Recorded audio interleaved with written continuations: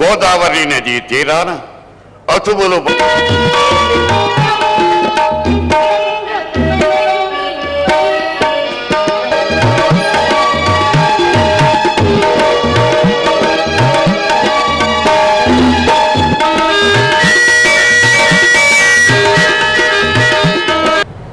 ప్రభువులు వారు వేటకు వెళ్ళిన సమయంలో వారు రాజధాని నగరంలో నొప్పించి ఉంటే నన్ను క్షమించండి. సారంగధరుడి ప్రాణాలనైనా కాపాడండి. యువరాజుల వారికి విధించిన శిక్ష అమలు జరిగింది ప్రభు. ఎంత ఘోరం జరిగిపోయింది. ప్రాణాలతోనే ఉన్నాడా? లేదు ప్రభు. పితృద్రోహి మూత్రతో బతుకునే కంటే చనిపోవడమే మంచిదని అంతటి అదృష్టాన్ని ప్రసాదించిన మహారాజుల వారికి నా కడపటి ప్రణామాలు తెలియజేయండి. తన ప్రాణాలు వదిలాడు.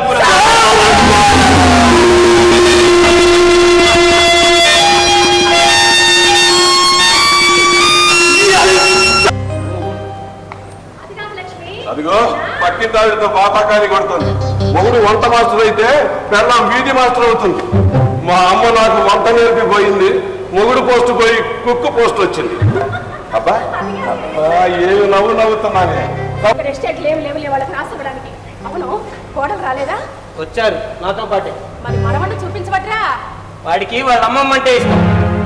అంటే వాళ్ళ పుట్టింట్లో వదిలి అమ్మింటికి చుట్టం చూపుగా వచ్చావన్నమాట. చూడటానికి రాలేదు, తెలుసుకోవడానికి వచ్చాను. సర్లేరా. సరిగ్గా చూడవే ఉంటాయి. లేదండి, అవే ఉంటాయి. మామయ్య గారు మీరేమైనా తీసారా? ఎవరికి ఏమిటా నిలదీయటం? మా నాన్న నిలదీస్తాడు. ఖచ్చండి. కాపురాలు చేసుకుంటుంటే కొంతమంది చూడలేదు. మీరే అడగండి. నేను అడగనే పోతే కొని. మామయ్య గారు ఎక్కడ దాచారో చెప్పండి. ఏందమ్మా ఏది నోటిగా? అదిగో ఇదిగో.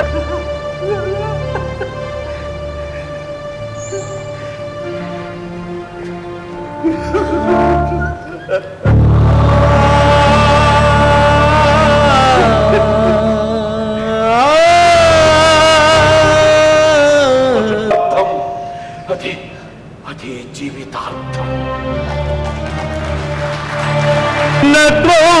सोची तुम रहसी न सोची तुम रहसी. నీ చేత్తో నాకేం పని లేదే, నీ బుర్రతోనే నాకు పని. కాస్త లెక్కట్ట చేయాలో చెప్పు.